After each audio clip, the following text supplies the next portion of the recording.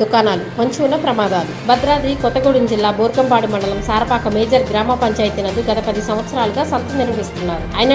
అయినప్పటికీ ఇప్పటి వరకు సంతకు నిర్దిష్టమైన స్థలాన్ని కేటాయించలేదు. దానితో దుకాణదారులు రోడ్లకు ఇరువైపులా దుకాణాలు పెట్టి సంతలు నిర్వహిస్తున్నారు. ఇట్టి ప్రదేశంలో గతంలో అనేక మార్లు యాక్సిడెంట్లు జరిగి ప్రాణాలు కోల్పోయినటువంటి సంఘటనలు కూడా ఉన్నాయి. అయినప్పటికీ పట్టించుకోకుండా రోడ్లకు ఇరువైపులా దుకాణాలు పెట్టి విక్రయిస్తున్నారు. అంతేకాకుండా సారపాక మెయిన్ సెంటర్ నందు ఎప్పుడు రద్దీగా ఉండే ప్రదేశంలో వాహనదారులకు ఇబ్బందిగా పండ్ల దుకాణాలు, ఇతర దుకాణాలు వెలిశాయి. దీనివల్ల ప్రమాదాలు జరిగే అవకాశం ఉందని స్థానిక ప్రజలు ఇట్టి విషయంపై చర్య తీసుకోవాల్సిందిగా సారపాక గ్రామ పంచాయతీని ప్రజలు కోరుకుంటున్నారు.